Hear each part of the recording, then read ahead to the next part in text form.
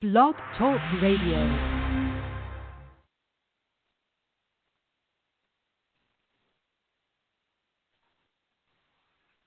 Evening, everyone.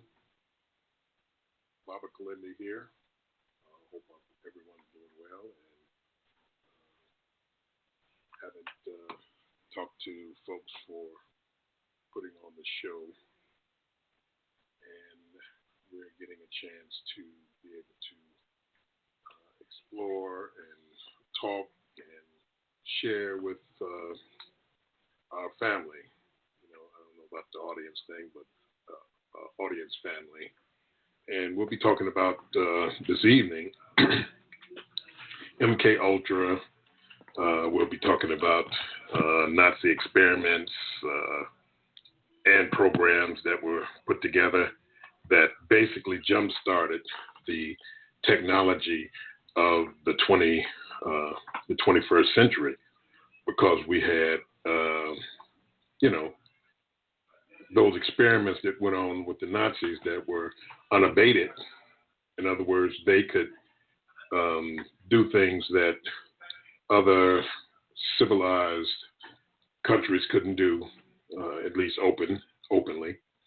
They would go ahead and do things to people and experiment with things that had no bounds on them. In other words, if you wanted to do facial reconstruction and things like that, from getting hit in the face with a hammer, they just get a hammer, get one of the prisoners and hit him in the face with a hammer, then we try to reconstruct their face. And if it killed them or whatever, it didn't make any difference. They just call another person. So we'll be speaking with our one of our special guests and great friend, knowledgeable man of wisdom and energy and information, Rob Henson. It looks like Rob is here, so we're going to bring him on. Like to thank everyone for coming out. We really appreciate it when people come out and listen to the show and support the show and really make it worthwhile in dealing with with this type of information. Since we moved into this technological area, this couldn't really be done, where you can broadcast out to the whole world from your little laptop computer, from your, you can do it in your bedroom, you can do it sitting on the toilet. I'm not on the toilet, folks, but I'm just letting you know that you can do it from anywhere. Whereas before you had to have a radio station and, be beholden to them, and you can say this and can't say that, and all these different types of things. So here we can put out our information, people can listen, and we don't have to go through all of the things that are were in the, like in the 90s and things like that, and prior. We didn't have to go through all that. So, Rob, are you there? Yeah, I'm here, Kilindi. How are you tonight? I'm good. How are you doing tonight? Snowing out your way? Yeah. No, your way? Tonight, tonight's day. We finally got a break. We have been catching it recently with the snow and the icy rain and everything else. It looks like spring is trying to peek through a little bit out here in Philly. So that's great. Right now, it's a nice day outside. Yeah. Yeah. Well, that's great. This evening, I was telling the audience just before I brought you in that we'd be talking about MK Ultra and going a little deeper into the Nazis and some of the things they were doing, also into sports medicine, and really what happened with the whole thing as far as steroids and strength conversion from, ordinary human strength into super strength and things like that. So we want to get right into it because, our show, we don't even have a musical lead in because we're for information, we love music and stuff like that, but we're ready to get right in it. So let's probably start out with the the Nazis World War II, or really even prior to World War II, when they were looking for different artifacts and things that they could use when the war came to be able to augment their technology, things like the Spear of Longinus or the Spear of Destiny and the Ark of the Covenant and all these different types of things. So let's get started with the Nazis in the earlier part of the first half, the latter part of the first half of the 20th century. Well, from what I understand and what I've studied and researched on it, they had something called the Abonaya Society. Well, hopefully I'm pronouncing it right. These German pronunciations are difficult. But you had various officers in the SS during the 30s who rose up in the Nazi hierarchy. And one of them was Heinrich Himmler, and he was heavily interested in the occult. A lot of the Nazis that were in the SS had been in secret societies and had been very interested in searching out occult matters during the 1920s, the years following the end of World War I.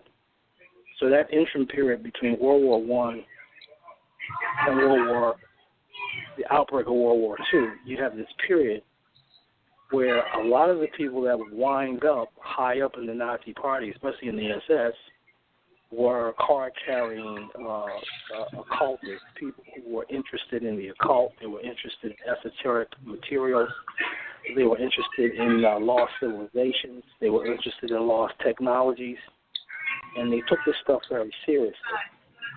Now, unfortunately, looking back at the history in retrospect, a lot of what you would call mainstream academic people, mainstream history teachers throughout the school system, both at the high school level and the college level, they dismissed a lot of this as another sign or another proof that the Nazis were wacko, that they were crackpots, that they really didn't know much of anything, and that they were just crazy. However, as you start to look deeper into it, and I would tell people to do some research into it and make up their own minds as to how authentic and how serious some of this stuff really is, and that the Nazis really were into some. So in Nazi Germany, they took this stuff serious, and whereas history is now trying to paint them as crackpots, that can be dangerous, because one of the reasons why it's dangerous to just write them off is that a lot of what they were into, and a lot of what they discovered, and a lot of what they were able to experiment with, being as they had a fascist society, a fascist government, where there were large groups of people that had been reduced to the status of non-citizens or non-people.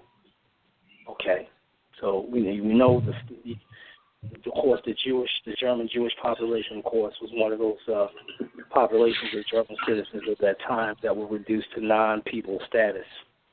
And there were others. There were trade unionists. There were gypsies.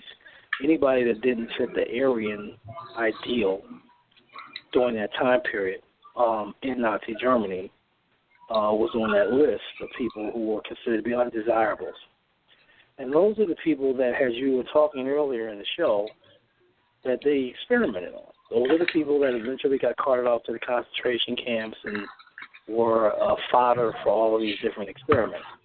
So these people were serious about this. They were not just crazy. A lot of these people were top-level scientists. They were very educated men, and they weren't looking into these things because they were just myths and hearsay and fiction. They were looking into these things because they thought that there was something really value there that could be weaponized, that could give them power, that could put them on top. And the danger in this is that there's a lot of this same thinking going on today in certain circles of certain people who are in power, who also take these things very seriously, and who are in a position in terms of they have the connections, they have the money, they have the political influence, that they can really make these things work. And a lot of it, they are making it work. And a lot of it's leaking into every aspect of our society in ways that we have been dumbed down or not taught properly to observe what's going on properly in the right frame of mind. And one of the things that you mentioned earlier is the in performance enhancement science behind athletics, and how a lot of athletes are using performance enhancement drugs of various types, technologies of various types, to amplify their strength, their speed, their stamina, their mental focus, their endurance. All these things are actually real. And a lot of these breakthroughs, the Nazis were working on the basic rudiments of those things, and many of those things actually come out of that research. So, for instance, during World War II, the Nazis wanted to make super soldiers. And a lot of people, when you say something like that, they think about, science fiction movies, or they think about comic book movies like the Captain America movie that came out years ago, where they were talking about World War II and making super soldiers and whatnot. And in that movie, they depicted that the Nazis were working on a super soldier program, and the scientist that was working on that program defected to the United States, and he winds up working with the American government, and they make a super soldier, which is Captain America from the comic book. But the Nazis also had a guy called the Red Skull, and he was their version of it, but he was flawed, whereas Captain America was more what the scientists had in mind. But at the end of the day, all this is based on reality. Nazis really were working on super soldier technology. They had a drug called DIX, and the drug was a combination of testosterone, amphetamines, and various other drugs. It was a cocktail that was designed to create soldiers who didn't feel pain, who didn't feel fatigue, and who were stronger than normal, and who would just keep right on coming until shot them down to the last man. And this is the type of soldiers that they were trying to make near the end of the war, and they did put this drug into production called DIX. I encourage your listeners to look into it and do some research on it, because it was real. They did put it into production, and they did actually give it to certain regiments of soldiers. Fortunately, a lot of these ideas the Nazis had, they fielded them in terms of actual functionally putting them into the war too late. Because had they done this earlier, and had they not made certain military blunders that ate off and bled off a lot of their resources and their funding and their money and their energy, they may have not lost that war. And in an ideological sense, in terms of things that the United States government, and to a lesser extent the Russian government, co-opted from Nazi Germany. So even though Nazi Germany was militarily defeated, there was a lot of ideology and a lot of technology that actually made it through to the end of the war and beyond.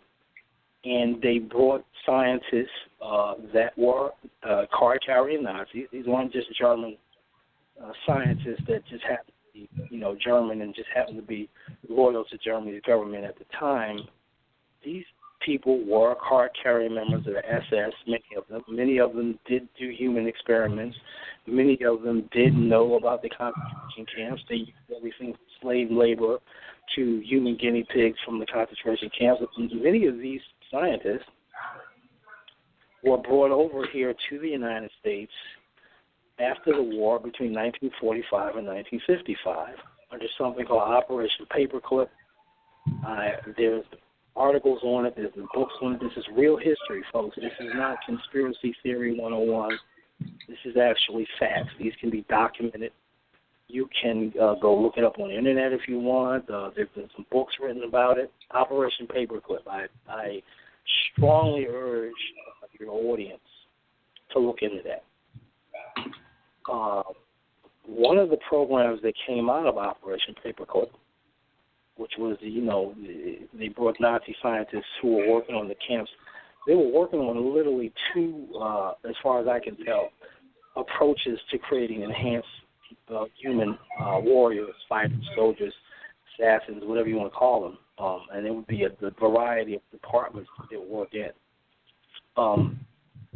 One of these programs, of course, was the chemical cocktail DIX, which was an early performance-enhancing drug. If DIX was around today, and some pharmaceutical company was mass-producing this, it would be on the list of banned substances that the WADA, the World Anti-Doping Association, and the Olympic Anti-Doping Association also has one where they test the Olympic athletes for performance-enhancing drugs. This drug that the Nazis were using would definitely be on that list.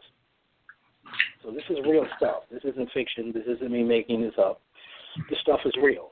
And they did experiment on concentration camp inmates to see if things worked. Now, the other program that I'm aware of, my research, that they were using was a methodology of creating enhanced humans through mind control, through things like hypnosis and mind-altering drugs and those types of things. And that program went under the heading of something called Project Monarch. Okay, and Monarch eventually got co-opted by OSS when the Nazis over here on the paperclip, and Alan Dulles was one of the architects of that. And Alan Dulles, of course, if anybody wants to do the history on Alan Dulles, he was, of course, the CIA director. So he was high up in the OSS during the war, and then after the war, he and Wild Bill Donovan, basically they retooled. They were high-ranking intelligence, Army intelligence personnel. They retooled the OSS, the Office of Strategic Services, which was Allied intelligence during the war. They retooled that organization after the war was over into the Central Intelligence Agency. And this was made possible in 1947 when the then President, Harry Truman, signed the National Security Act. So there's a whole lot of things that are going on here. And the National Security Act gets signed in 1947. So that makes the CIA possible. It makes the creation of a domestic, a non-domestic, rather, spy organization or intelligence organization whose main purpose is to gather military and other types of intelligence, things that other countries are doing that may be considered not in the best interest of the United States government. And this organization was an outgrowth of the OSS, the Office of Strategic Services. So by 1955, Alan Dulles gives the green light for the information that the CIA has gathered from the Nazis that they've brought over, and they were bringing these guys over from roughly around the end of the war all the way through the 50s, and they brought lots of them over. A lot of them wound up working for NASA, and they are the ones who crafted the rocket systems that eventually got us to the moon, and also got a lot of our satellites in orbit, and also we're still using that technology today. Our intercontinental ballistic missile program was crafted also by these same Nazis. And a lot of these people were part of the Peenemünde rocket science group that worked out of the island of Peenemünde in Germany, and they were the people who put Hitler's V-2 rocket missile program together. So you're talking about people like General Walter Dornberger, or you're talking about people like Werner von Braun. And these guys were card-carrying Nazis. They were not just German soldiers or just German officers. Okay. They were card-carrying members of the SS. So anybody who thinks any different, and if you think that the United States government didn't know this, bringing these people over, they did know it. They absolutely knew it. What happened is that Allen Dulles took the files of their war crimes and wiped them clean in order to be able to bring them over here. Because he was told by Truman, basically, in order to kind of give himself plausible deniability, when Truman was president, Truman told him, hey, I don't want Nazis, I don't want SS guys, I don't want guys that were hardcore being brought over on this program. And so Allen Dulles just simply wiped the files clean. He kind of reconstructed the files to make these guys look squeaky clean, and actually, in all truthfulness, they were card-carrying Nazis. So that's basically how they got them over here. And they got them over here by the hundreds. But they didn't just bring over a couple dozen. They brought over their photographs that you can dig up that are floating around where you can see this whole huge groups of these guys being brought over. So, and that's not to even talk about the Nazi officers, high-ranking SS guys that escaped justice during the Nuremberg trials. For your audience, just so your audience understands what we're talking about, that are not familiar with the final days of World War II and what we're dealing with.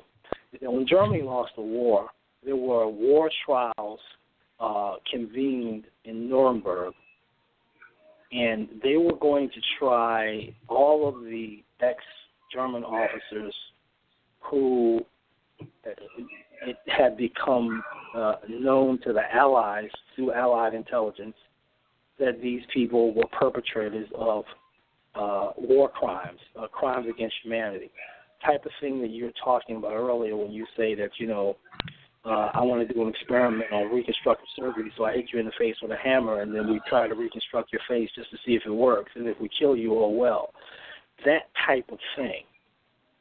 Not only were the Germans criminally culpable of doing these types of things during the war to civilian personnel, people who were not even soldiers, they did these things to the people that they put in the concentration camps, but also the Japanese, Imperial Japan, who were also at war with at the time.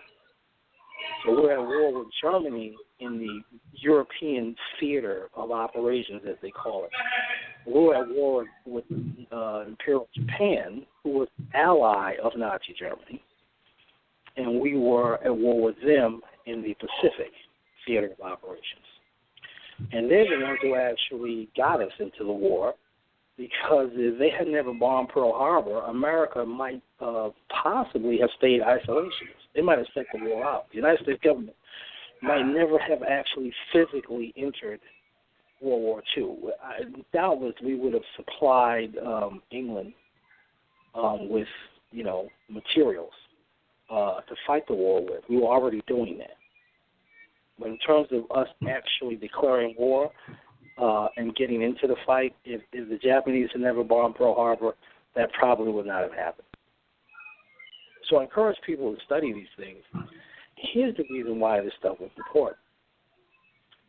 Today, when you look at the news and you hear about these people who go into a shopping mall or a high school and go berserk and they shoot up, 100 people or 40 or 50 people or whatever, like the guy that went berserk in the nightclub in Florida, and you had shootings in the schools, and you had all of these things.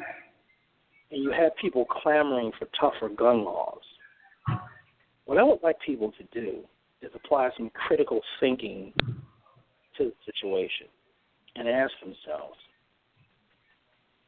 prior to a certain point in American history, and we're talking about a certain point in time within the last 15 to 20 years, the further back you go in the timeline in American history, the less of these random, shooters, these random lone insane gunmen you actually see.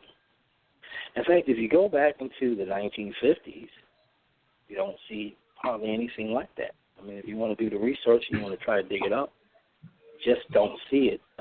It was anywhere near the amount of what you would call frequency that you see it now. Now, if you go back into the 1930s, you don't see hardly anything like that. 1920s, you see even less. So what is it that we can look at that in American society that has changed radically between, say, 1975 and 2010, where these incidences of these crazy people coming out of the woodwork and just killing innocent people and going berserk? What are the social factors involved in why suddenly we see this thing over and over and over again, and the incidences of this type of thing is kind of multiplying in geometric proportion? And what is really behind it? And of course, the argument is, well, there's too many guns out there. America is a nation that was built on guns. All right? If it had not been for the European colonists who came over to this land and basically genocided the Native American population with guns, if they hadn't had guns, that fight would have probably not gone their way. If they had to use the same implements that the Native Americans were using, that type of colonialistic empire that these European countries like England, like Spain, like France, that they were involved in the business of empire and the business of colonialism. We're talking going all the way back from the 1400s all the way up to the 1700s and beyond. It just simply wouldn't have happened if they hadn't had the gun.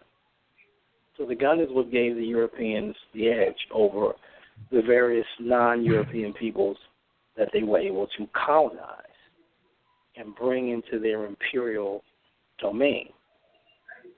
And you really have to ask yourself, when we start talking about American culture, it's built around the gun.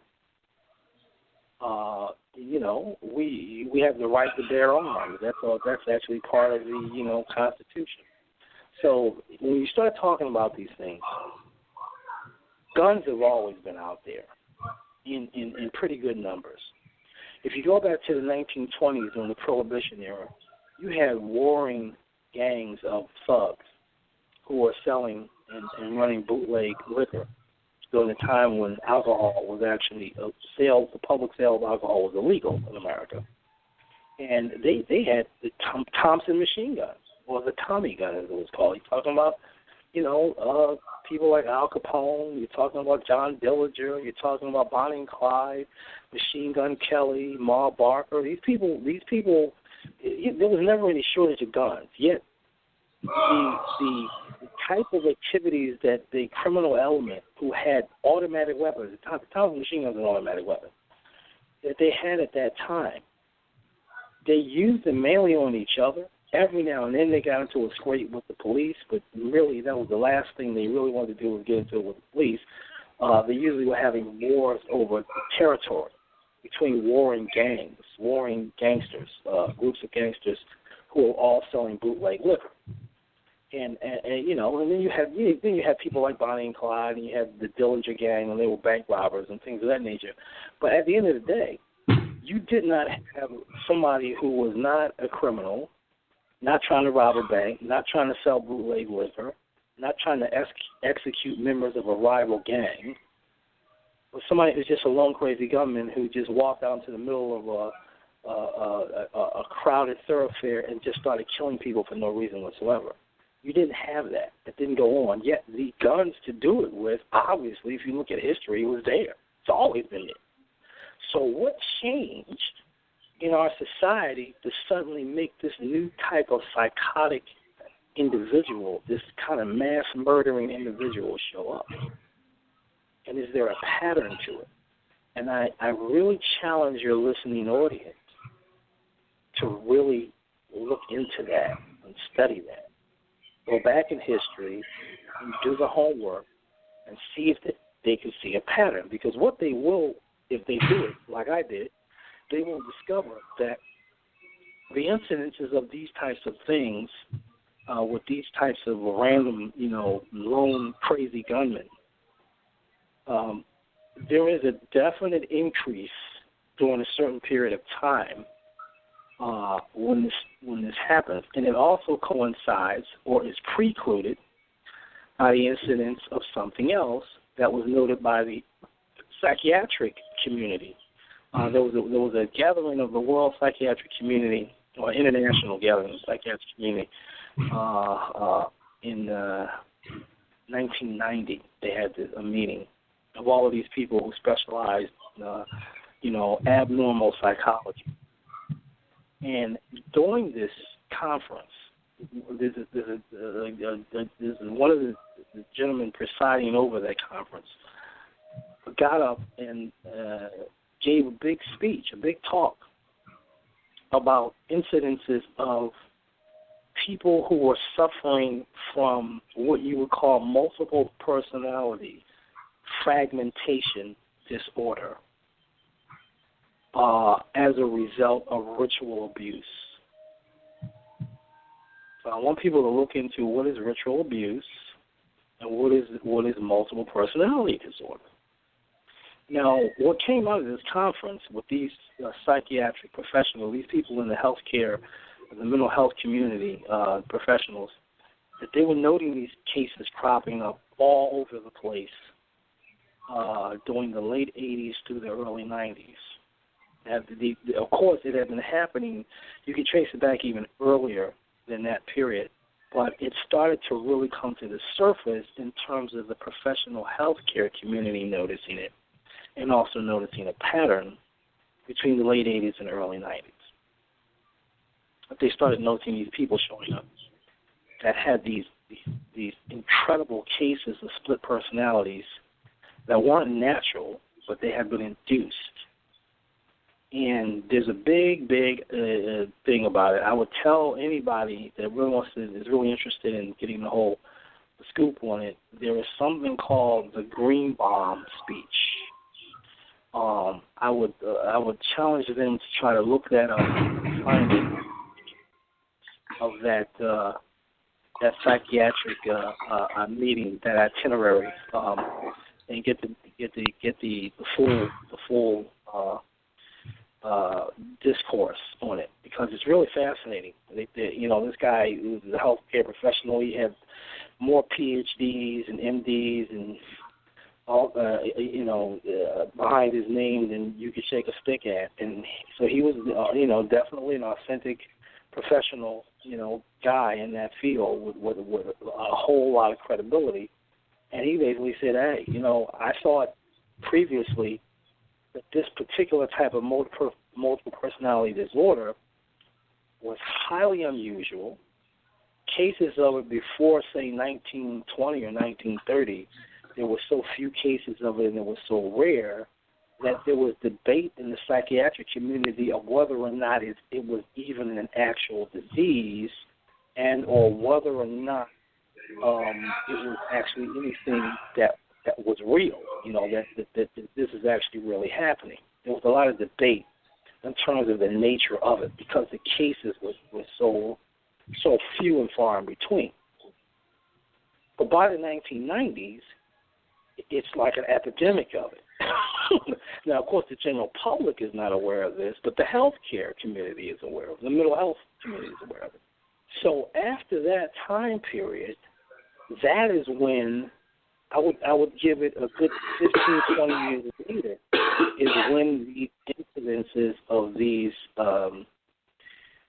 crazy people cropping up and just going into a movie theater, a shopping mall, a school, and just killing a bunch of people. That's when this thing started. So people need to ask themselves, is this random Is it really got something to do with too many guns floating out there? Or is this being orchestrated? Is there something behind it? And, to my mind, the answer is yes, and it is connected, and it goes back to those Nazi mind control programs that were being worked on in the concentration camps in Nazi Germany. See, that's why this stuff is important.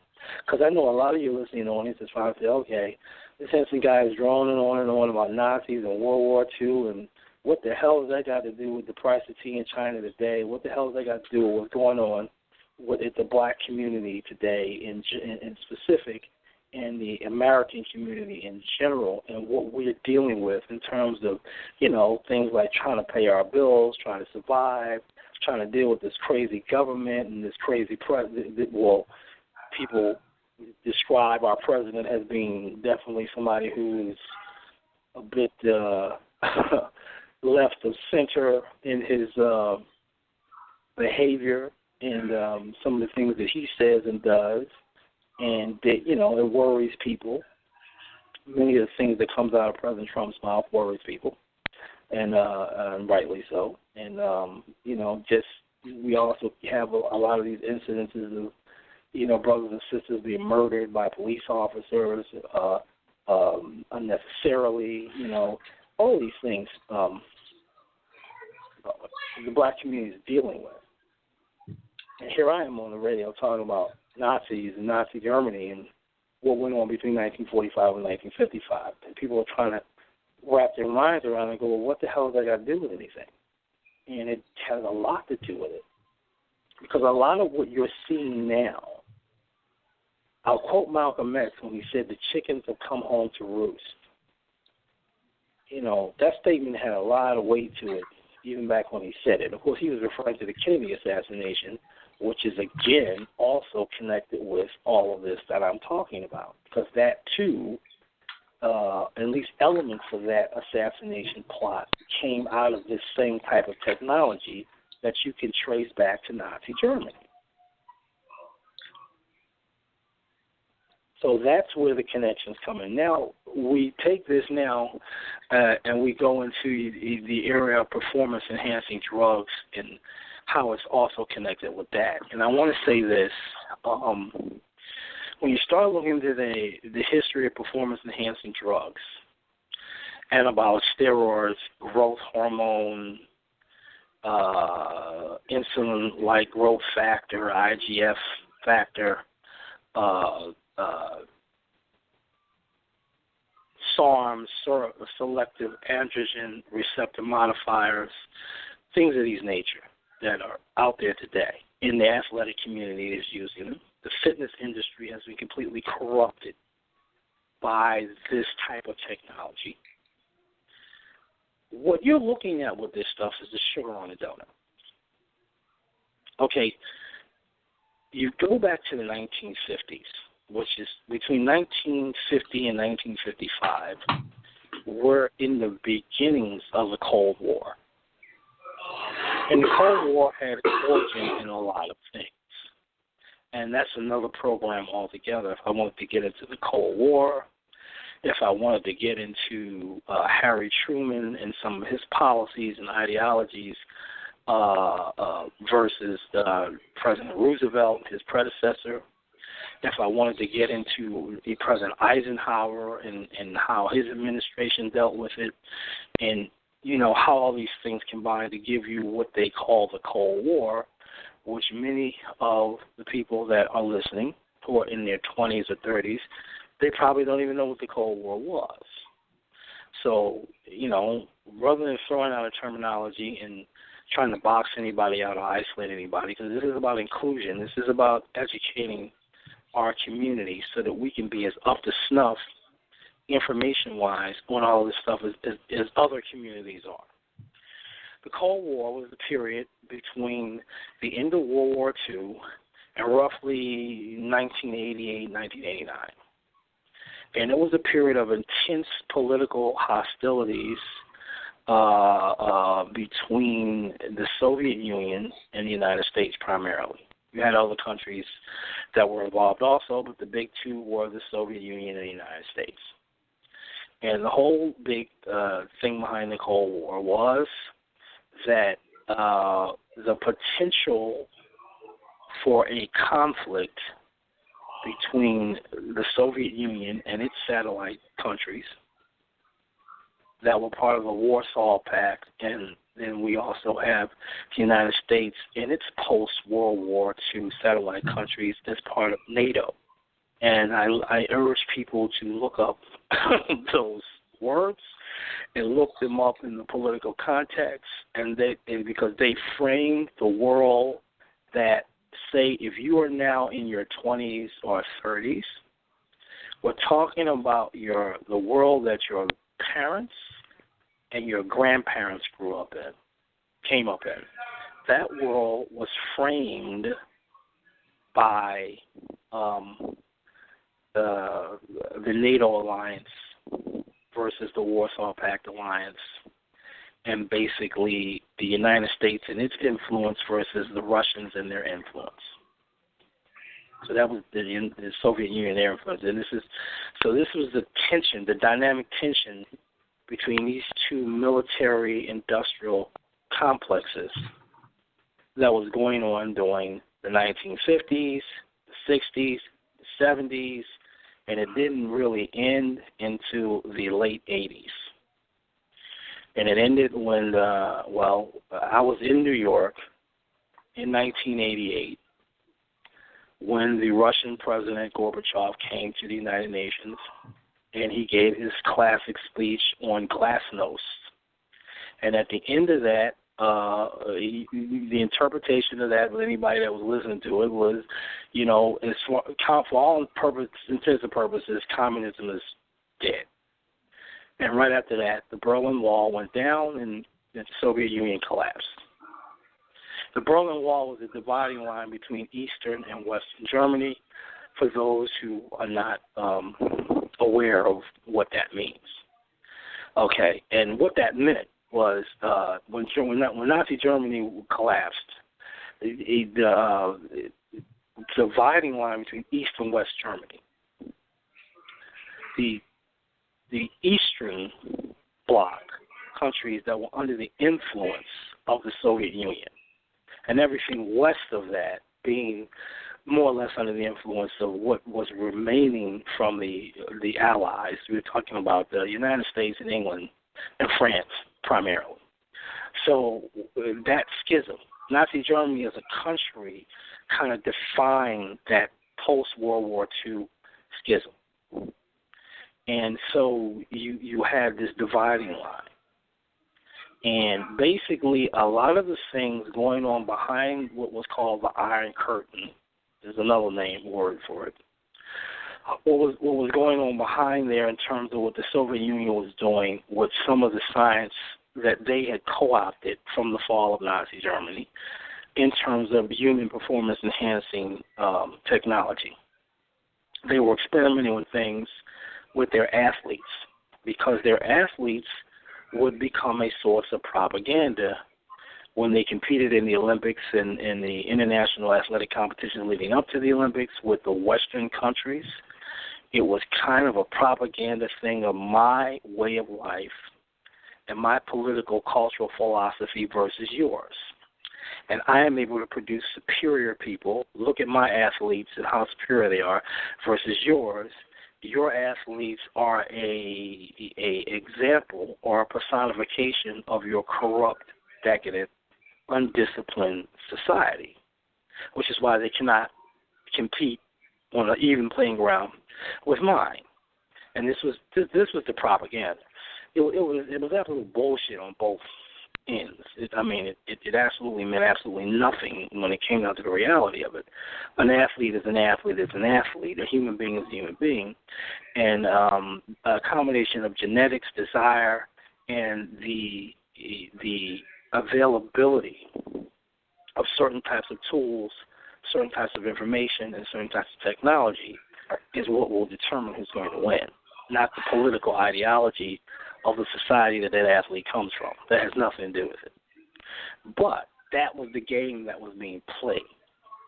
And so the Soviet Union went on a state-sponsored program athletic enhancement that was absolutely recognized and supported and funded by the Soviet government. And a lot of the other Eastern Bloc countries also followed suit. Bulgaria, Romania, a lot of these Eastern Bloc countries did the same thing. They went on these state-sponsored drug enhancement programs for their athletes. And it was all out in the open, and it was, everybody knew it. In the United States, there was quite a different game being played altogether. And I spoke to you briefly about this earlier. The United States wasn't interested in showy performances or flouting their technological breakthroughs. They play a different game altogether. And this really goes to show you the true essence of what the difference between the so-called evil of the Soviet Union and the evil of the United States.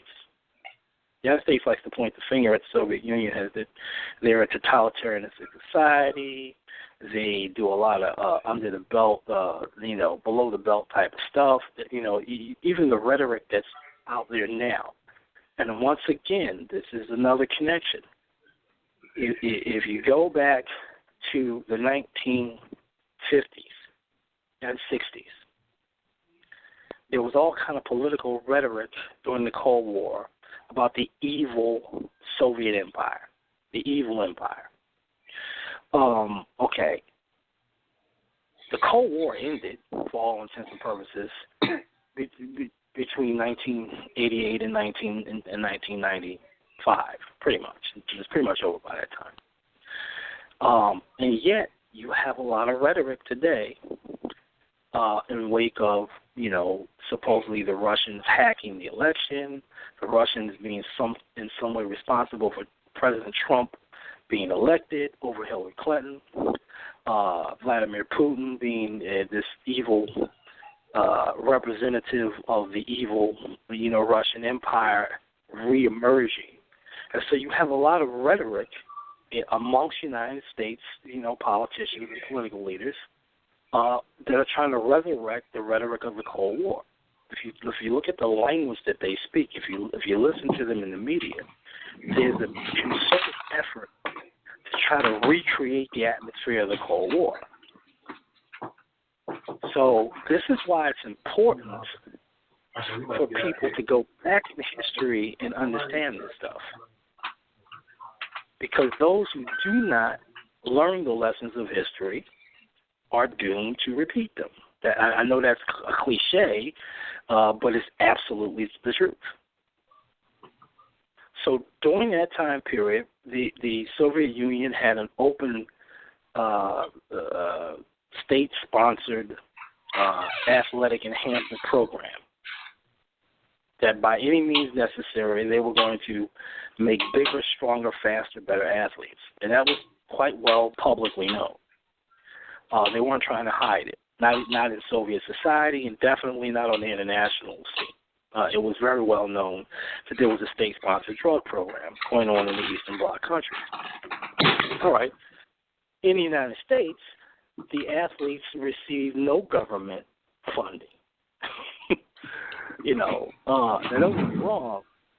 There's always some type of subsidy going on with sports apparel companies and other types of commercialized companies that would sponsor athletes. But the United States government as an entity did not fund or directly sponsor Olympic athletes.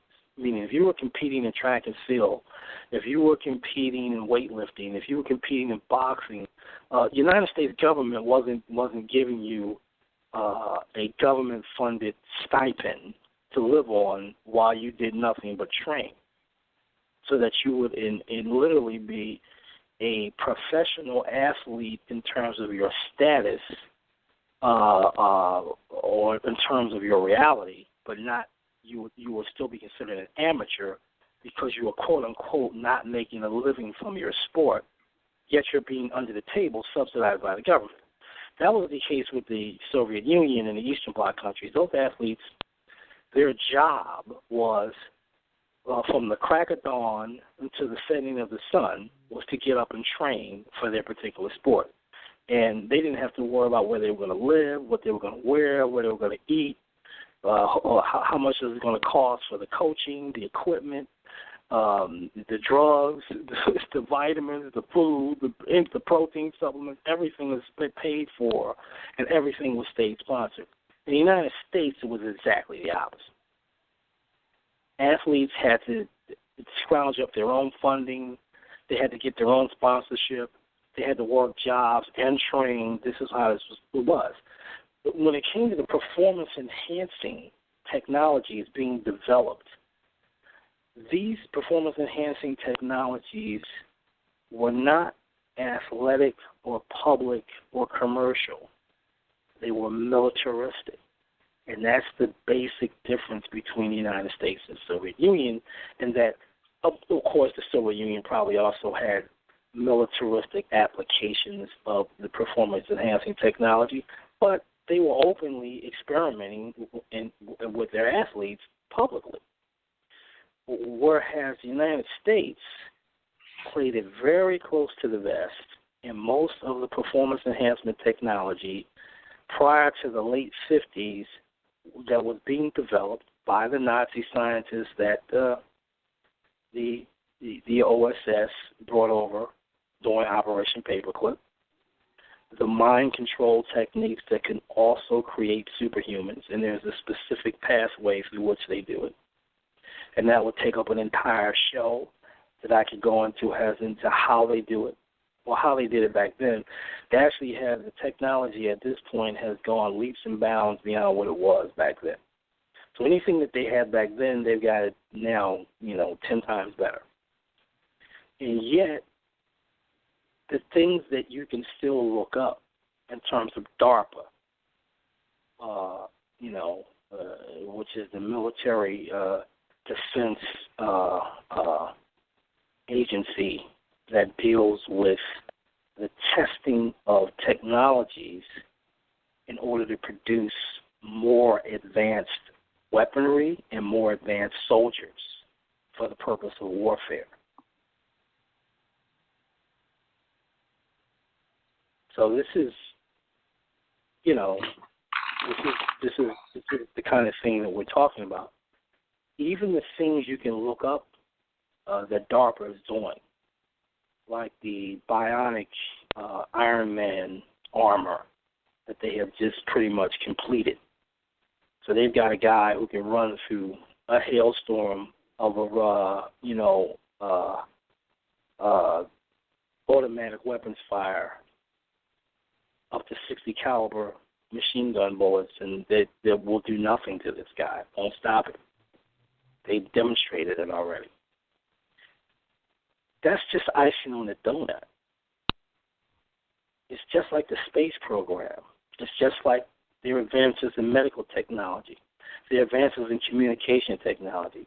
Everything that you see that we have access to or knowledge of, they're already decades, conservatively, anywhere from 20 to 30 to maybe even 50 years or beyond, more advanced than what trickles down to the private sector. So this military-industrial complex that Eisenhower talked about, and these secret enclaves of power that Kennedy also talked about, which is one of the things that got him killed, assassinated, because he actually had an open speech about secret societies and the power that they wield. These secret shadow components of the military-industrial complex, they have access to things that the general public is completely out of the loop on. So when you hear these constant that every year they have the run for cancer or the run against AIDS or they have these big campaigns where you're supposed to contribute money to cancer research or AIDS research or this or that, they've already cured these things quite some time ago. They've not only cured them, they've even found ways to weaponize cancer, to weaponize AIDS. They can give these things to people. Do you think that, for instance, somebody like Hugo Chavez, who was an opponent of the United States openly in terms of the policies that we have, our foreign policies, and many of the things that we were doing in South America. Do you think that you can shop just suddenly develop cancer for no reason? And for those, who are really not up on this stuff or who are sleepwalking through it, I would have some people in your listening audience, because your listening audience is pretty sharp. People who are listening to the Entheogenic Explorer are already up on some stuff to even be listening to a show like this. So they're pretty hardcore in terms of knowledge. I would urge them to just consider the rate of loss in the naturopathic health community, where you've just had dozens of doctors murdered, mysteriously dying in the naturopathic healing industry. People who use, non-traditional healing methods were, in fact, very effective. People like Dr. Sabi, who, was in Honduras and who I believe was murdered. These types of things are not random, and they're not mistakes, and they're not coincidences. It's a pattern. So getting back into the differences between the Eastern Bloc or the Soviet Union during the 1950s in the United States in terms of performance-enhancing drugs and athletics. The United States program in that was a military program. They weren't interested in showing off their performance enhancement technology by boosting athletes. People running track or playing football or basketball or boxing or what have you. They weren't interested in that. The real technology was kept totally highly secret. And had it not been for the efforts of one particular doctor, who I believe was a civilian contractor, to take some of this technology and use it in the private sector, this guy being the genius that he was able to exploit it. And actually, through him, a certain portion of it made its way into the public sector in terms of he created the first oral, widely known anabolic steroid that literally changed the face of weightlifting and bodybuilding and sports like football, track and field, and everything else. And the gentleman's name was Dr. John Bosley Ziegler. And Ziegler was the source of a lot of eye-opening technology. But we're talking about the late 50s through the early 60s. And it's a really interesting story. And it begins roughly around 1955, 1956. And it's just roughly around the same time that Alan Dulles gives the green light for the creation of MK-Ultra. MK-Ultra was the CIA continuation of the Nazi mind control program, Project Monarch. And the head CIA doctor that presided over the MK-Ultra project for the CIA was a man named Dr. Sidney Gottlieb. Sidney Gottlieb. If anybody's really interested in this stuff, look these people up, please. Sidney Gottlieb was a American doctor, psychiatrist, and he got involved with the Central Intelligence Agency somewhere between 1952 and 1953. And by 55, he had been made head of what we call the Dirty Tricks Department of the CIA. In terms of the CIA's clandestine assassination program. And he was head of coming up with technologies by which they could covertly assassinate various different heads of state in countries that they felt were a threat to the interest of the United States government in terms of foreign policy. And in many cases, when you talk about Allen Dulles, that simply meant people who were on his hit list that were interfering with the financial profits of his clients that he represented in the Wall Street law firm Sullivan and Cromwell. So I would urge people to look up the connections between Sullivan and Cromwell and Allen Dulles and his brother John Dulles, who was during this period of time was Secretary of State. So you had Allen Dulles, who was the head of the CIA, but you had his brother, who was Secretary of State. I would encourage people to do some research on these people, and their connections with the things like the United Fruit Company, for instance, or the Anglo-Persian Oil Company, which was kind of the predecessor of BP, British Petroleum. I'd encourage people to kind of look these things up and look at the connections and look at why people like, say, somebody like Mohammed Mossadegh had his government overthrown in Iran. See, right now, there's a lot of rhetoric where if you look at American politics today, you have people talking about, the Iranians have a nuclear weapons program, and we need to go over and shut that down. We need to find ways of putting sanctions against them. We need to stop it. Yeah, nobody's asking, why are the Iranians mad at the United States? What put a bug up their ass against us to begin with? Could it be the fact that the CIA sponsored the overthrow of their government in the 1950s?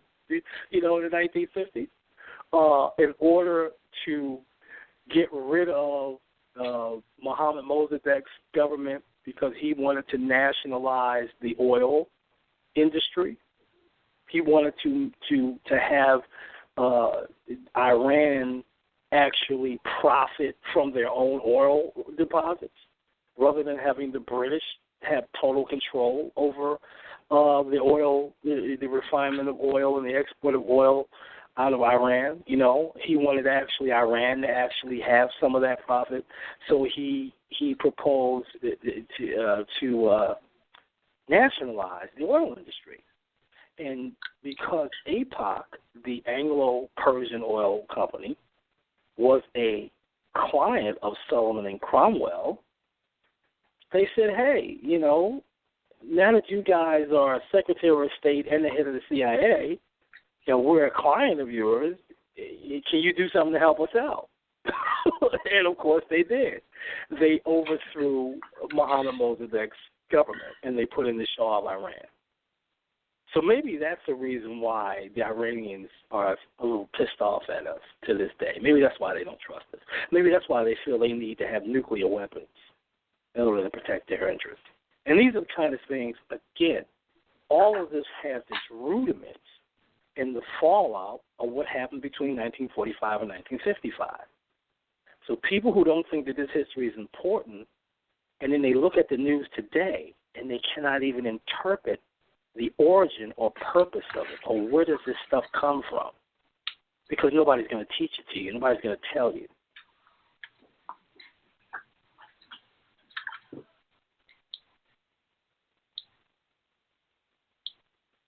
So, I just encourage the audience to just make some of these connections and think about it.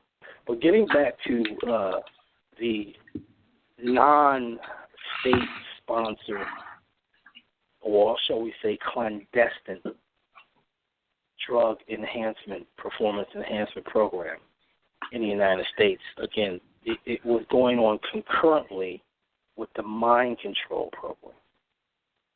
Because by combining those two elements, the biochemical enhancement of human beings in terms of being able to manipulate the endocrine system to enhance the strength, the endurance, the explosive power, the recovery time, and then also the control of certain parts of the mind in terms of the conscious and subconscious mind in order to also create these types of enhancements and even create psychic abilities and enhancements. These projects were running concurrently, and they were an outgrowth of MK Ultra, which was an outgrowth of Monarch, which was the Nazi program. So, there's definite connections running through this. And Ziegler apparently appears to have stumbled onto something on his. Well, there's two ways to look at it. If you look at Dr. Ziegler's history, you can come to two conclusions. You can either say that he was just, such a genius that he stumbled onto these techniques and these methodologies all by his lonesome, with no help from anybody. And he decided to experiment on a specific group of athletes that were basically located out of York, Pennsylvania at the time. They were the Olympic weightlifters and the world-class weightlifters that were training under the aegis of a man named Bob Hoffman. I encourage your listening audience to look up Bob Hoffman, look up who he was, and what he did in terms of American athletics. He was one of the top people in the AAU, the Amateur Athletic Union, and he was a big top guy in the sport of weightlifting in the United States throughout the 30s, 40s, and 50s, and 60s. Bob Hoffman. He had a supplement magazine and weightlifting empire, and he was he was a big force in that area, and you really couldn't get anywhere in the AAU in weightlifting or bodybuilding without having the good graces of Bob Hoffman. So it's very important that people know who this guy was. Now, he was also a card-carrying racist, and he was known as being a racist. And he was known as saying that as long as he was the head of weightlifting and bodybuilding in the AAU, that no non-Caucasian, nobody black or Jewish, with specific that he did, was ever going to be the winner of the Mr. America contest, which was the top bodybuilding contest during that time. This is prior to the International Federation of Bodybuilders coming onto the scene under the Weider brothers, and eventually they made the Mr. Olympia contest the top bodybuilding contest in the world. We're going now back to the 30s, 40s, and 50s, when the Mr. America was the top bodybuilding contest in the United States, and the NABA Mr. Universe was the top bodybuilding competition in terms of on the world stage or the international stage, and that was pretty much sponsored over in England. So if you won the Mr. America and you won the Mr. Universe, you had like the two top bodybuilding titles in the world at that time.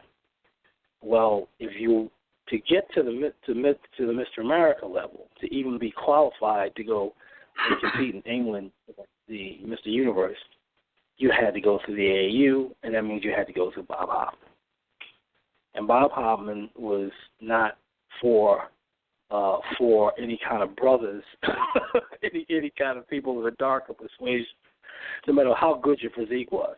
Now, ironically enough, that being said, two of Bob Hoffman's greatest weightlifters, arguably the man who was the strongest man in the world at the time, and another fellow who was probably one of the strongest men in the world, pound for pound, neither of them were Caucasian. During the 1940s, the top weightlifter in the world was a man named John Davis. And John Davis was African American.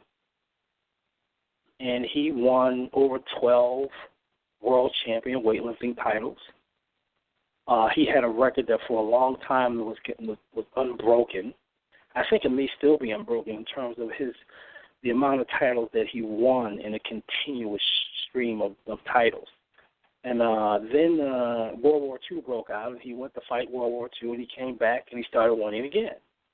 And he finally culminated his career. He went to France, and they actually filmed this, that he lifted the famous Apollon railway wheels, the axle, This is not actually a barbell. These were actually the axle and wheels of a freight car train.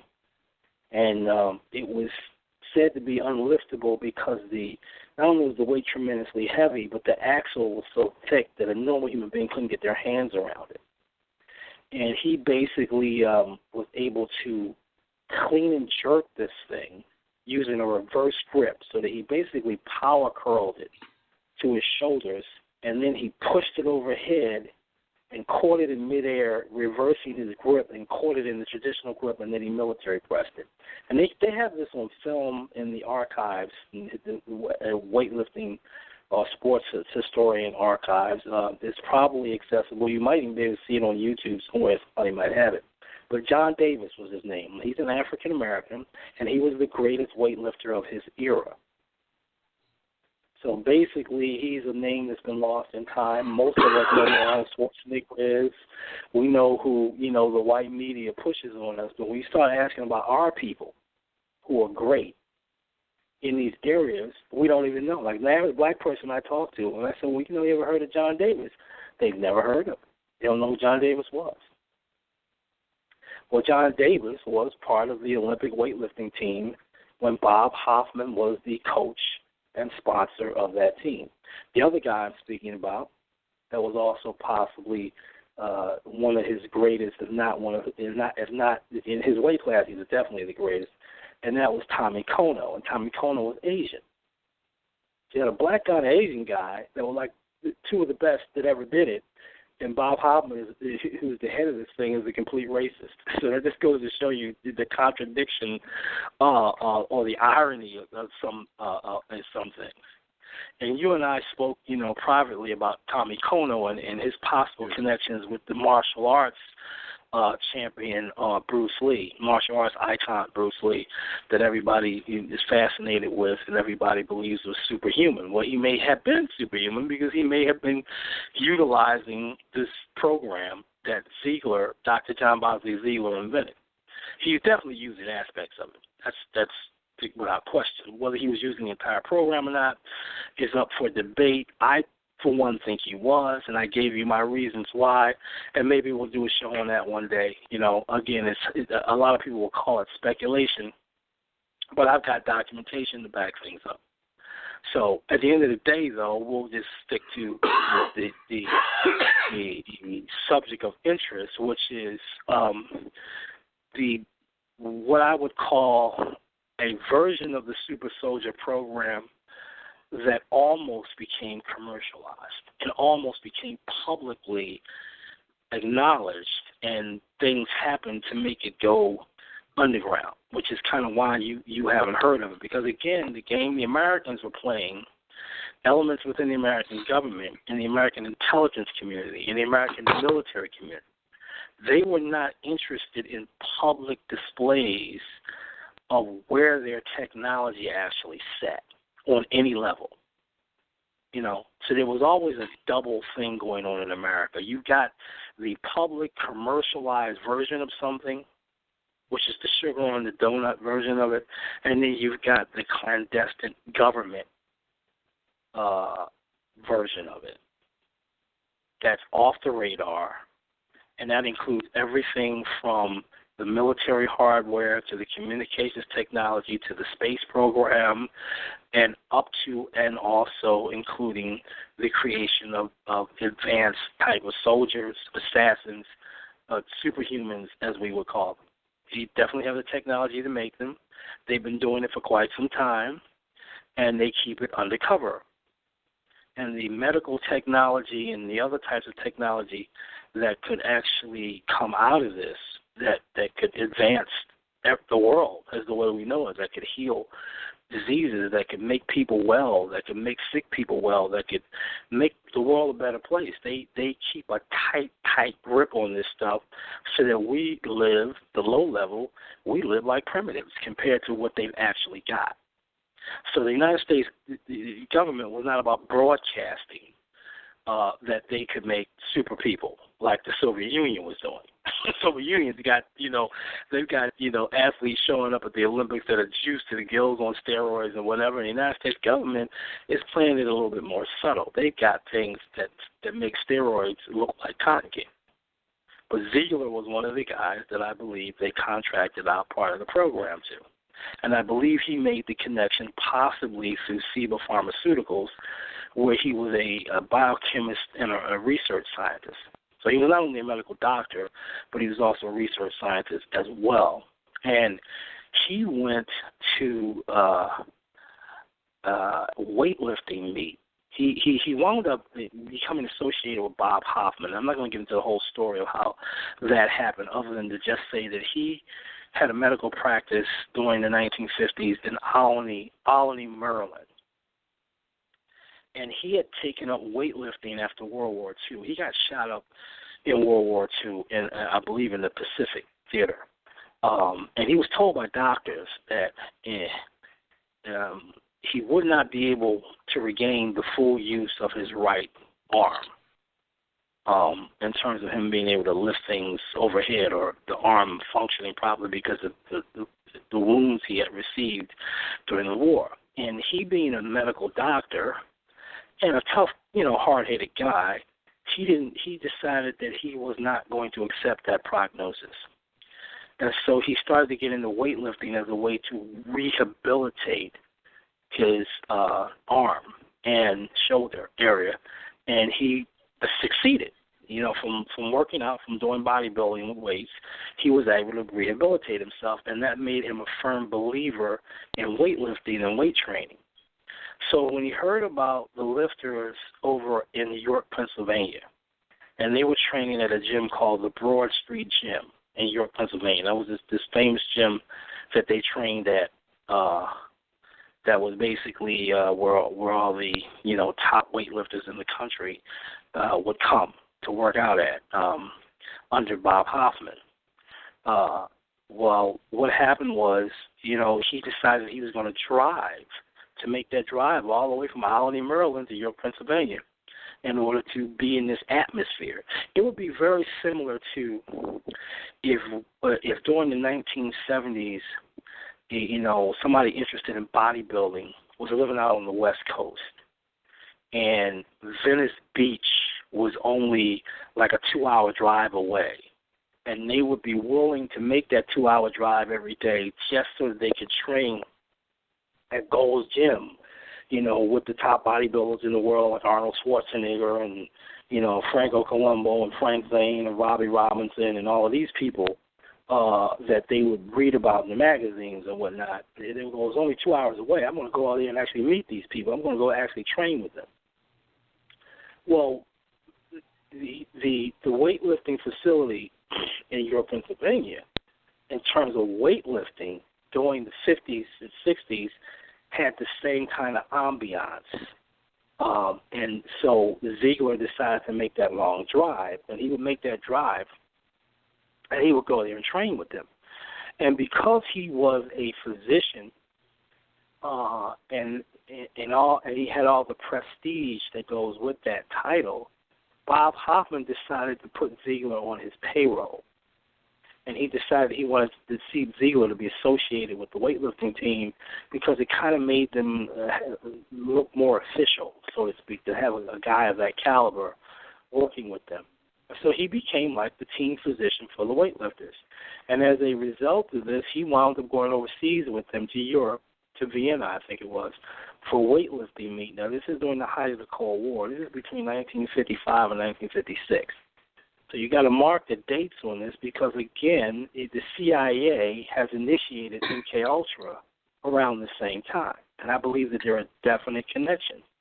The MKUltra is essentially a mind control program through the use of drugs, hypnosis, and other types of techniques. And Ziegler just happened to be a trained hypnotherapist.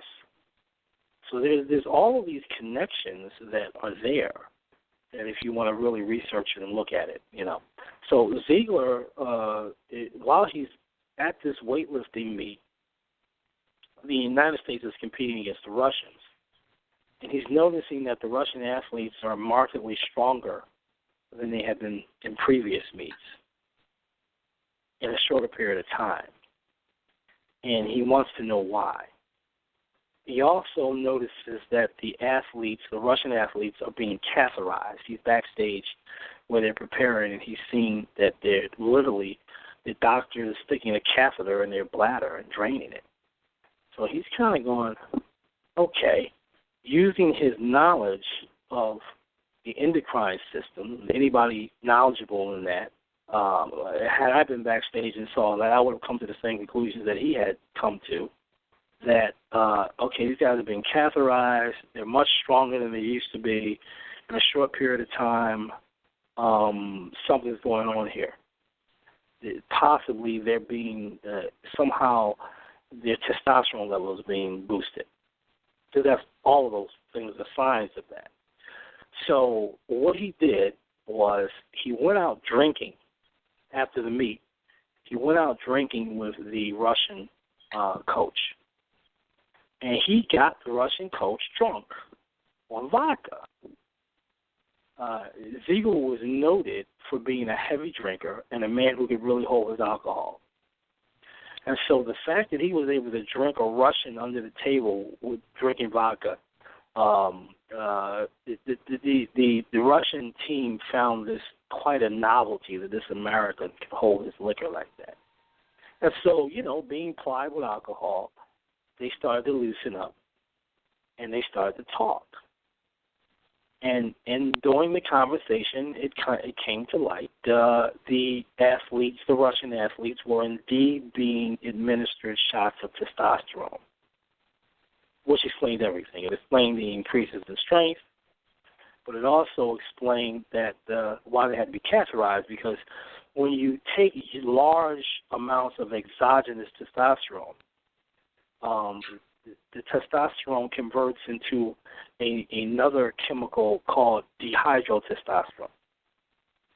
And dihydrotestosterone has a marked effect on the prostate gland, and that it can cause something called BP, which is benign prostate hypertrophy, which is BPH. A lot of older men develop this when they get in their late 40s to mid-50s. They start to develop that condition due to the fact that the testosterone in their body is being converted into dihydrotestosterone, and dihydrotestosterone is causing the prostate gland to swell up. And this is a complex, I'm not going to get into the entire biochemistry of the hypothalamic pituitary gonadal axis, because I'm sure it would just bore your audience to tears. But it is within that axis that a lot of these malfunctions occur as a result of the use of exogenous testosterone. Exogenous testosterone being testosterone that's not being manufactured by your body's chemistry, but it's being injected into your body from outside. So there's a whole lot of side effects that come with that. And swelling up of the prostate gland as well. And of course, when the prostate gland swells up, it partially occludes or blocks the urinary tract, and you can't pee. Thus, the athletes had to be catheterized. So Ziegler looked at all this, and he just, as being the physician that he was and the medical scientist that he was, he knew what he was looking at, and he said, okay, these guys are being plied with testosterone. I got to get these guys to talk to find out what's going on. And he got the Russian doctor drunk, and the Russian coaches started to talk, and he basically said, okay, the Olympic Games are coming up, and these guys are going to kill us in the Olympics because they're using, performance enhancement technology. So he came back to the United States, being the patriotic American, white man that he was, and he decided that he was going to come up with something to give our boys a chance to compete on an even field with the Russians. And this is where it gets really interesting. So he goes to Cibo Pharmaceuticals, and anybody who doesn't know who Cibo Pharmaceuticals is, I encourage them to look that up. Look up Cibo Pharmaceuticals, look up what they are, look up their history, and so forth and so on. And anyway, he was already a research scientist at Cibo Pharmaceuticals. So he already had a lab there. And he went there and he dug up he accessed Siever's files on German testosterone analogs. So now we're talking about companies like IG Farben. And anybody who doesn't know who IG Farben is, I advise them to look that up. But a little brief history on the history of anabolic steroids, just a very quick, just to inform your listeners so that they really know they can go in depth on this topic. Steroid analogs were discovered as far back as the 1930s. So steroids are nothing new. They've been around for quite some time. But they were not used extensively by the medical community because they were, A, too expensive to manufacture, and then 2, they were only considered to be useful for people who had diseases, muscle-wasting diseases like cancer or somebody who was a burn victim, things of that nature. This is what the steroids were developed for. They weren't developed for athletes or healthy people, So a lot of the testosterone analogs, by testosterone analog, I mean a drug, a chemical compound that mimics the same activity as natural testosterone. Testosterone, of course, is responsible it's the hormone that makes men men, as an estrogen is the hormone that makes women women. So testosterone is the male hormone. And testosterone is where you get your vitality. It's where you get your strength, your muscles, your masculinity. This is your sexual potency. This is what makes you a man, okay? And a synthetic analog of testosterone would be a chemical compound that is designed specifically to mimic the effects of testosterone. So that's basically what steroid analog is. And they had dozens of these testosterone analogs, in terms of the chemical formulas for these compounds. But they had, most of the pharmaceutical companies had not actually produced them. You could not go to a pharmaceutical company and get a prescription for this and be, a regular citizen. So most of the bodybuilders from back in that era were not using steroids. So if you're going back to the 1930s, 1940s, even though they existed, they were completely unknown to the regular general public, and no bodybuilders would have known about them or been able to get their hands on them even if they did, because they just weren't being used outside of a very tightly knit group of research scientists and doctors who specialized in that kind of thing. Were the only ones who would even know what a testosterone analog was. So an anabolic steroid, anybody accusing somebody like Steve Reeves, who won the Mr. America and the Mr. Universe in the 1940s, or Reg Park, the British bodybuilding champion, who won the Mr. Universe around the same time. But guys like that, those guys did it naturally, and they proved you could build muscles, without taking steroids because they didn't have access to them. Okay, there was another African American bodybuilder named Leroy Colbert. There was another brother named Arthur Harris. These guys had physiques that were phenomenal for the 1940s and 50s.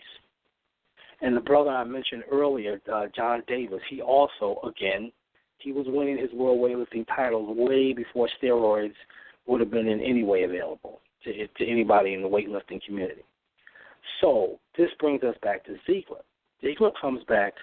This is in the 1950s. This is after MKUltra has already been put into action by Allen Dulles and the CIA. I want people not to lose that connection. We're talking the mid to late 50s. So Ziegler comes back. He goes to work at Ciba Pharmaceuticals, and he accesses their government files on the Nazi testosterone experiments and all the information that they have on that. A lot of the pharmaceutical companies have been given this information by the government after the government was able to access the Nazi files on these type of experiments. So the Nazis were kind of ahead of everybody in terms of this stuff. They were already using it. What happens is Ziegler decides to make a steroid compound that can be orally absorbed, meaning you can swallow it. You don't have to. This doesn't have to be injected into you. I want people that are listening to understand that there are two types of anabolic steroids. They are basically there's an oral and there's injectable. What Ziegler came up with was an oral compound called methandrostenolone. Okay, so, just hopefully, again, a lot of this is getting very technical, and I'm hoping people are following me with this. So if there's any, questions or comments at this time, I encourage people to feel free to ask. Kilindi, I know we're coming in up on the time limit here, so do you want me to kind of...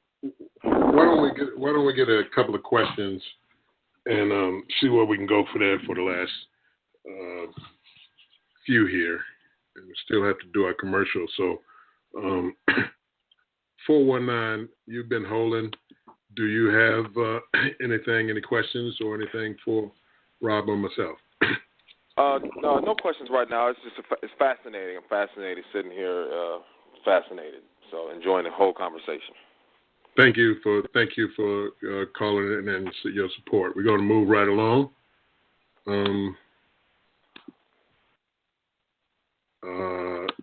702. Do you have any questions? Okay. 702. No. Oh, hello. Oh my gosh. Yes. No questions at this time. Thank you guys for sharing the information. Thank you for calling in. 313, you're on with us. Thank you for calling in. Do you have any questions? Oh, yes. No questions. Just right. Thank you for the information. Okay, thank you. 520, any questions? No questions. Thank you. Thanks for sharing. Thank you. Okay, let's try one more, and then because everybody seems to be listening intently. 336. Do you have any questions? Hold on, sir. Yes. Greetings, Bob. I came in on this conversation late, but I did want to know what would be since I've looked at some of your YouTube's videos last couple of 24 hours. What would be like a proper dosage of the psilocybin to start out on?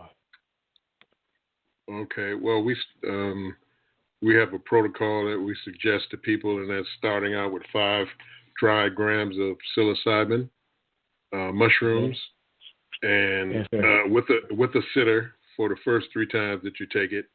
And that sitter doesn't have to be in the same room with you, but you would be in a room in the dark, and the sitter's just in the house in case you need to talk to somebody or need to, be in a place where you may need some assistance, like, some folks don't navigate real good, things like that. So they may help you to the bathroom, may turn on the light for you, stuff like that. And after the 3 times, after your three times that you take it, then we suggest that you basically fly solo and, do it on your own without the sitter. But you can still, of course, use the sitter if you like. But we suggest starting out with 5 dry grams. That's a nice dose which gets most people in. Okay. 5 dry grams. All right. Yeah. All right. Thank you. Thank you. Go back on mute and listen. All right. Okay, Rob. Let's continue until the end. So. All right. Well, I left off that the first performance enhancing American steroid, oral steroid, was methandrostenolone, and it was an oral steroid, and it was administered in dosages of the dosing protocol that Ziegler came up with for the athletes that he was administering this drug to. You have to remember, Ziegler, this was a totally experimental thing at the time, so nobody knew exactly what it was going to be. He went through a number of different stages before he eventually came upon methadrostenolone. At first, from what I can ascertain from articles that were written about him and from what you would call eyewitness accounts of some of the people involved, he used a testosterone compound first. And the testosterone, which is pretty much what the Russians were using, didn't have that big of an effect. Is from what I could gather.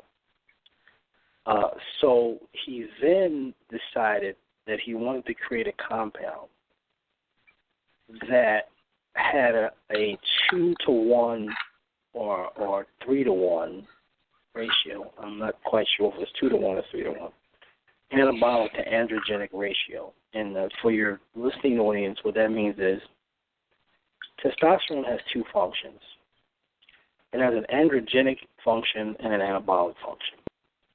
The androgenic function is what deals with your secondary male sex characteristics, the development of your sex organs, the hair growth, facial hair, body hair, the deepening of your voice, all the things that as you go past from puberty into adolescence into adulthood, testosterone hits your system and it causes these changes that cause you to go from being a boy into a man.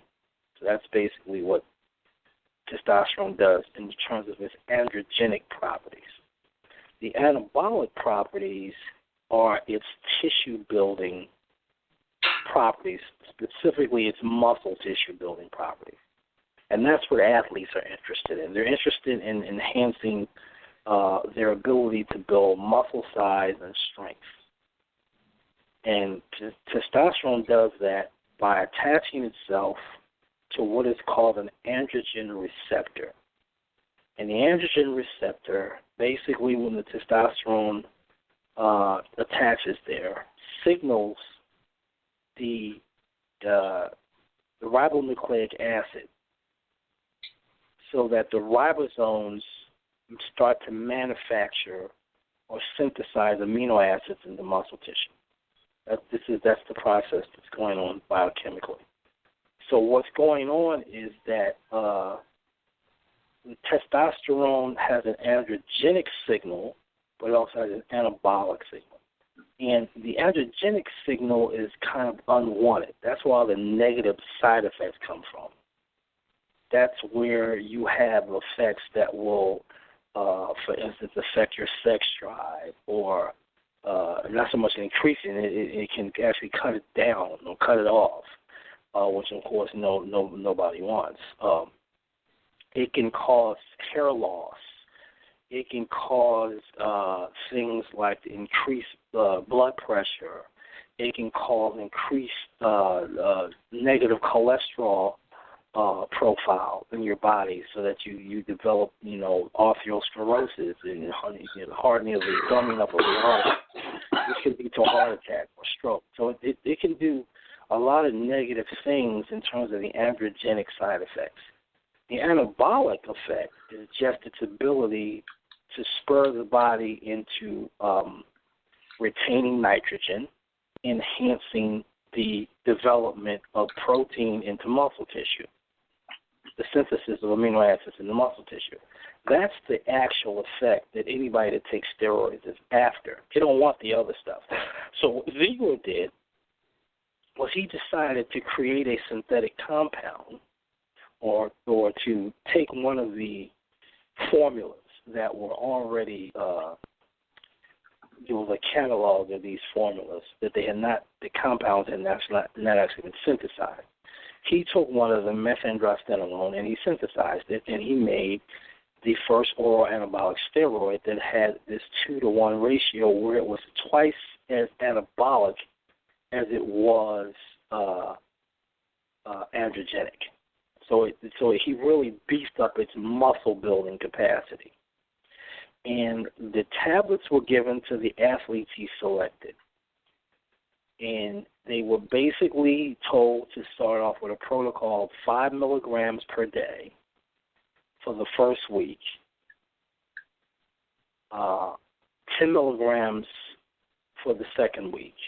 It might have been 2 weeks. It might have been 2 weeks of 5 milligrams, 2 weeks of 10 milligrams, and then 2 weeks of 20 milligrams. And then they were supposed to get their liver enzymes checked. Because, again, anytime you're taking an oral steroid compound, it's going to affect your liver.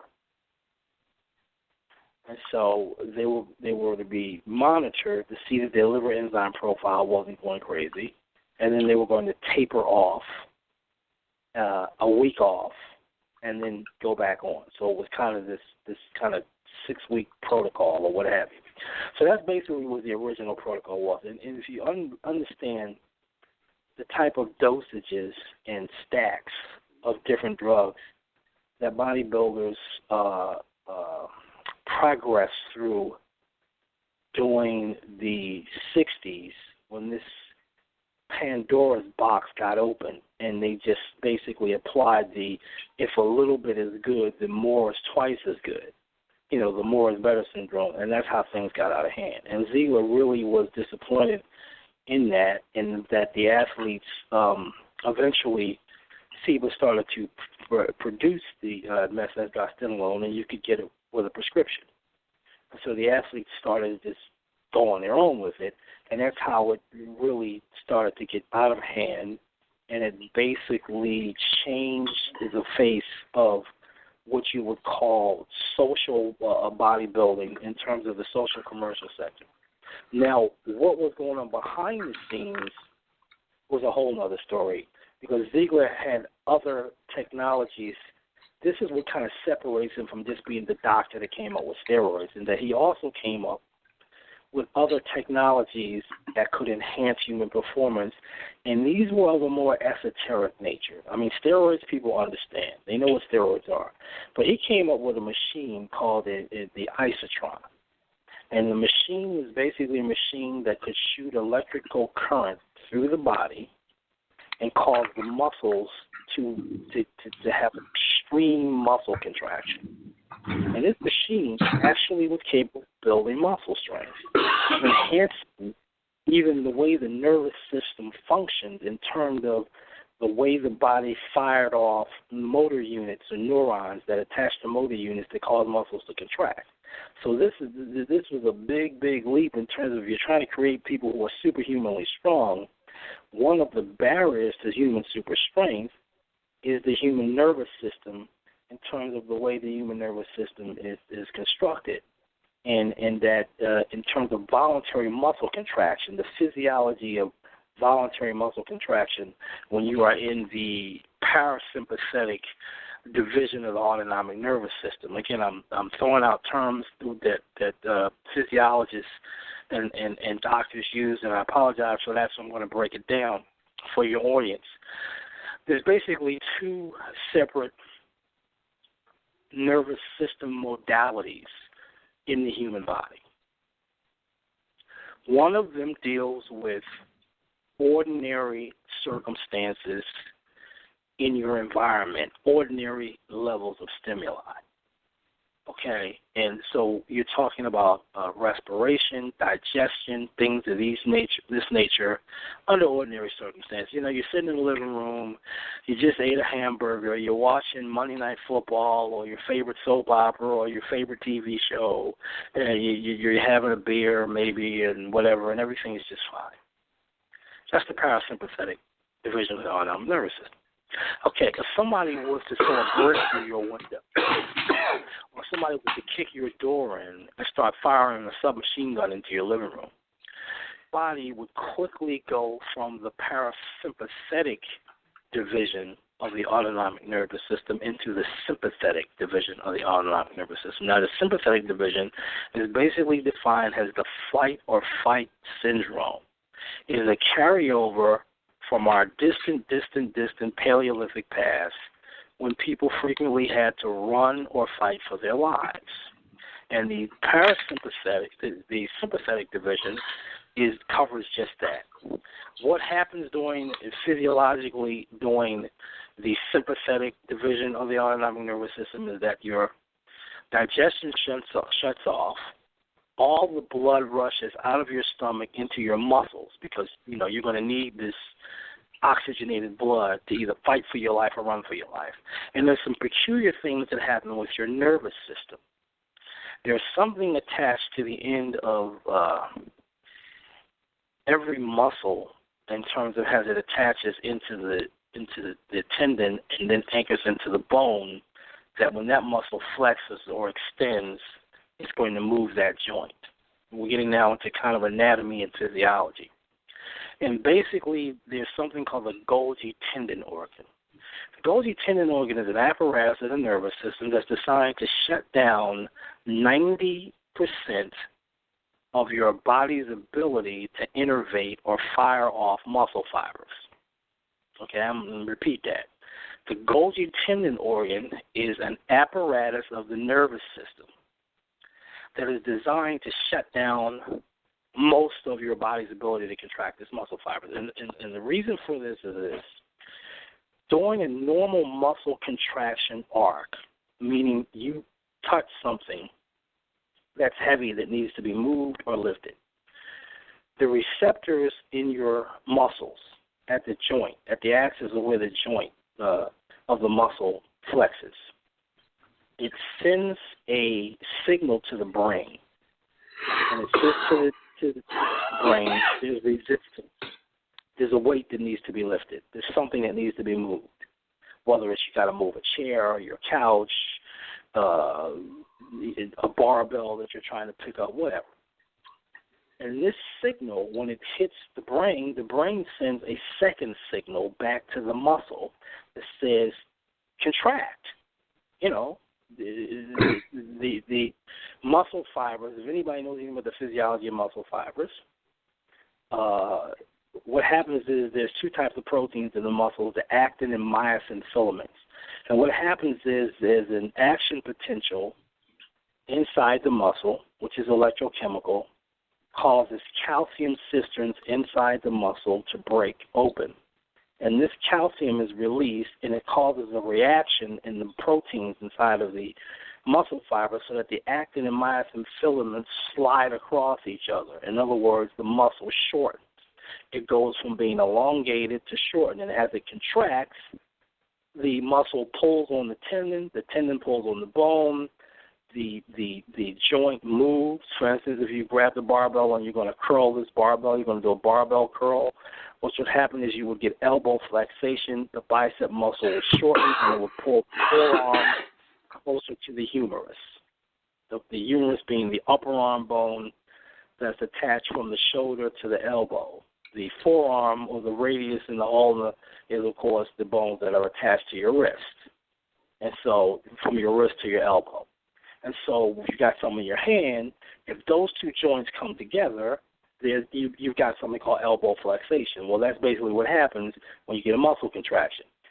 It's said that under regular circumstances, if it were not for the Golgi tendon organ, every muscle in your biceps would contract when that signal hit it. You'll get a 100% muscle contraction. And that muscle contraction would be so powerful that it would hurl whatever it is you're trying to pick up through the ceiling and possibly rip your bicep tendon away from the bone because of the explosive contraction would be too powerful for the connective tissue to actually be able to withstand it.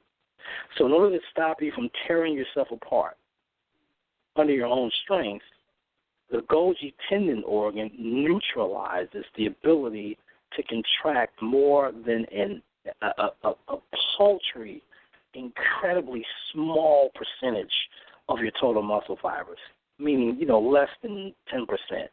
So, you grab this barbell or this dumbbell or this heavy package or this box or whatever you're trying to pick up, and the signal from the Golgi tendon organ goes to the brain and tells the brain to shut down 99% of the muscle's ability to generate force.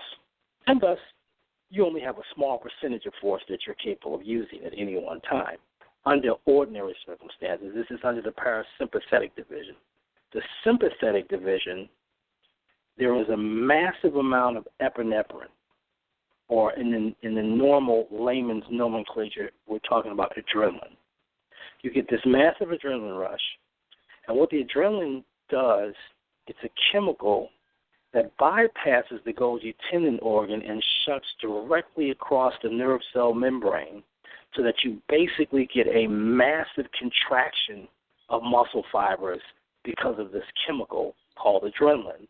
And in fact, for a short period of time, it gives the person that is locked into this syndrome, it gives you superhuman strength. People hear about it all the time. They hear about it in cases where, the classic story of the guy was under the car, fixing the car, the jack broke, and his 120-pound wife looks out of the kitchen window and she sees her husband under the car being crushed, and she runs out without thinking and she lifts the car off of him. She's 120 pounds, but she lifts it back into a car. Well, the adrenaline rush made it possible. For this woman, temporarily, in order to save her husband's life, she has superhuman strength. Okay? Because of the parasympathetic and the sympathetic divisions of the autonomic nervous system and the way that the sympathetic takes over, and it causes this massive adrenaline rush. So this is basically what we're talking about, the fight or flight syndrome. When you get to the Super Soldier program, they were talking about ways of inducing that physiological effect at will through a process of hypnotic induction. But Ziegler was also, not only was he a trained hypnotherapist, he had also created a machine that could send electrical impulses through the muscles and alter the profile of how the nervous system reacted. He was essentially making the nervous system more, shall we say, functional, functional at a higher level. He even had modalities on the machine where, based on the amount of electrical current running through the muscle it took to obtain a contraction, he could even tell the athlete whether the athlete was overtraining or undertraining. So this machine was highly advanced. There was nothing like it on the market, and there was nothing like it on the market today. There are muscle stimulators all over the place. You can go online and order one from various medical companies and what you would call rehabilitation companies and what have you that deal with muscle rehabilitation and things of that nature. Physical therapy, they use them in that. These machines are absolutely nothing compared to what the one Ziegler made. He had the original one. There was nothing like it before he made it, and Ziegler's machine was so effective that they even made a liaison between Ziegler and the White House at the time during the Kennedy administration. They would fly Ziegler in to treat President Kennedy using his machine because President Kennedy had extensive back injuries and back problems from when he was in World War II. And basically, Ziegler's machine basically had a therapeutic, curative effect on Kennedy's back ailments. And so they would actually fly him into the White House to use this on Kennedy. Bruce Lee was, the martial arts icon Bruce Lee was also using this same electrostimulus machine, but he wasn't using it to cure any injuries. He was using it to enhance his speed and power. And that's one of the secrets behind why all these other guys that Bruce Lee trained, Nadia Santos and Richard Bastillo and Larry Hartson, all these guys he trained, none of them are able to do what he did. None of them display the speed or the power that he developed, and I believe his use of the isotron is one of the reasons. He was also using a special weightlifting program that Ziegler also developed. So there's a lot of connections between Bruce Lee and Ziegler, and that'd be another show that we could get into. But basically, this was kind of like the government contracting now part of a super soldier program to a civilian contractor so that he could experiment with it in the public sector. But things got a bit too hot when they started using the machine on Kennedy, and one of the White House liaisons that had brought Ziegler in basically said this machine is so miraculous we should mass produce it. We should make it available to the public. And that man later wound up dead. He was coming back on a hunting trip, and his plane just mysteriously crashed. And after that, there was no mention of the isotron in the public sector ever again by Ziegler or anyone else. So I'm going to end. I'm going to end my my diatribe on it right there. And again, we can take some questions if people have them. If not, maybe we can do a part 2 on this, and I can go into more detail about it and tie it in with the other aspects of MK Ultra in terms of has MK Ultra developed into the 70s and some of the things that were going on with it then and where it may actually be sitting now. Yes, well, we're down to like 2 minutes. So thank you very much, Rob, for coming in and sharing with us this evening. And we'll definitely have to do a part 2 sometime around, maybe in the next couple of weeks, we'll do a part 2. We've been trying to deal with giving people the background information for what we're ultimately trying to do with this program as far as the entheogenic explorer is concerned, dealing with things like the Super Soldier program and entheogens and how these things were working together. We were going to get into this evening dealing with Kennedy's entheogenic use in the White House, being initiated into LSD by his main mistress, Mary Pinchot Meyer, who got a chance to learn from Timothy Leary, and her plan was to turn on and trip with all of the heads of state and things like that in the United States. She had some of her debutante friends from, she was a Vassar girl, just like Jackie Kennedy, Vassar girl, to turn on a lot of the people who were in politics at that time so that they would have a better area of being able to look compassionately at the rest of the world. That's really what Kennedy was doing at the last part of his life. He was basically, through utilizing entheogens, he was basically changing his politics and how he dealt with the world about disarmament of nuclear weapons and things like that. So we'll be coming into that in the next couple of weeks. Thank you all for coming out. You can donate to keep the program going at kilindi@hotmail.com, PayPal, KILINDI @hotmail.com, and that's on PayPal.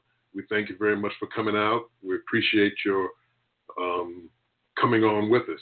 So we'll see you next week, and we'll be having a great show next week, and we'll be bringing Rob back in a couple of weeks to continue and finish this whole section of the MK Ultra, super strength, and things like that. Because these are things that we're going to need in the very near future. Thanks. Peace.